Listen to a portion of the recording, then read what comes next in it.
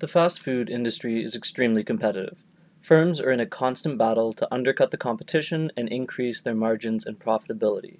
For Wendy's, this has resulted in an organizational culture that diminishes the morale and job satisfaction of a large number of its workers. The lack of a formal HR system is partly to blame for the unfortunate employee situation at Wendy's. Management is left in charge of handling and catering to all of the employee needs and wants. However, their priority is to reduce costs and prove their particular branch's profitability potential. They are judged solely on this criteria. The needs of employees are far from being a priority, and many attest that they are simply overlooked. Wendy's is experiencing organization-wide issues with recruitment and employee retainment. The issue with retainment stems from low morale, poor incentive programs, and the perception that contributions are not recognized by management. These issues create unnecessary problems for Wendy's. They spend millions of dollars on training every year with no guarantee that the trainees will make long-term commitments to the firm. Part of the issue is that the HR department is physically separate from every single branch. They operate out of headquarters but have little to no direct contact with employees subordinate to management. Many employees have claimed that in 10 years or more with the company, they never once heard mention of HR, let alone made contact with them. This detachment means that HR is completely out of touch with employee needs and wants. Academic studies constantly demonstrate that effective communication between management, HR, and subordinate staff is a key driver for organizational productivity and profitability. This proposal is aiming to reduce turnover and improve the recruitment process. Companies such as Chipotle are demonstrating that fast food chains can provide living wages and substantial incentive programs without sacrificing the bottom line. In fact, Bloomberg recently published a few articles that illustrate how robust employee incentive programs are synonymous with improved performance and lower training and recruitment costs. The main aspects of this proposal are twofold.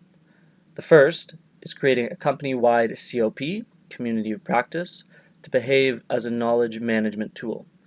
The COP is an online forum where employees, management, and HR can share concerns without having to physically be in the same place. The forum itself will encourage active feedback about job satisfaction and means by which employee satisfaction and morale can be improved. It will allow HR to communicate more directly with staff and be in better touch with their concerns. It will also allow management the opportunity to address concerns and collaborate with HR to find creative solutions to company-wide problems. The second aspect is providing an improved incentive program. Companies like Chipotle have certain in-store managers that are making over $100,000 every year. This is significant in countries like Canada and the United States.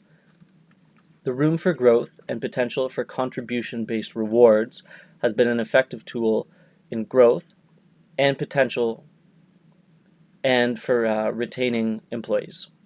Currently, Wendy's offers a 10 to 30 cent raise every 4 months, and the likelihood of receiving the 30-cent raise is less than 10%, let alone the fact that this barely keeps up with the increases in minimum wage in both Canada and the United States.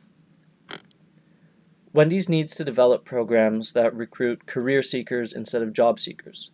In the proposed policy, HR and management will determine criteria for valuable contributions and allocate rewards based on them.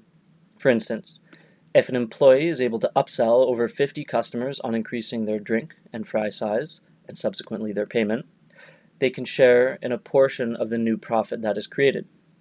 Interstore contests instill a positive sense of competition between employees, while rewards, such as paid vacation and cash bonuses, incentivize alignment with organizational goals. Healthy competition is instrumental in driving profit-creating behavior. This proposal will save Wendy's massive costs in terms of both recruitment and training. Academic literature almost unanimously agrees that incentive programs develop higher morale, which generates less turnover and more long-term employees. A less tangible benefit will be a stronger network of organizational solidarity. Research has shown that turnover and regular personnel changes can create cognitive dissonance with staff.